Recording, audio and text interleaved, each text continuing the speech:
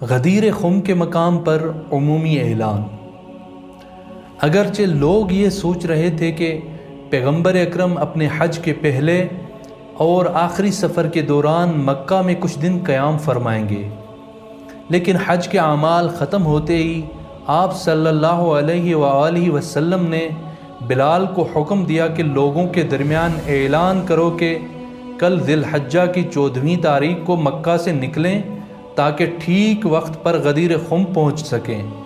اور حکم دیا کہ معذور افراد کے علاوہ کوئی مکہ میں نہ رہے۔ خدا کے خاص حکم سے غدیر کے مقام کا انتخاب چند حوالوں سے توجہ کا طالب ہے۔ پہلا،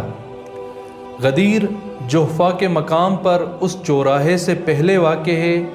جہاں سے مختلف کاروان ایک دوسرے سے الگ ہوتے تھے۔ دوسرا، چونکہ یہ مقام حج کے آنے والے کاروانوں کے گزرنے کی جگہ ہے، اس لیے مستقبل میں جب بھی حاجی مسجد پیغمبر اکرم میں نماز پڑھیں گے اور اس مقام سے گزریں گے تو انہیں ہمیشہ اس بیعت کی یاد تازہ ہوگی جو انہوں نے اس مقام پر پیغمبر اکرم صلی اللہ علیہ وآلہ وسلم کے ساتھ کی تھی۔ تیسرا، غدیر کا مقام پیغمبر اکرم صلی اللہ علیہ وآلہ وسلم کے 3 روزہ پروگرام کو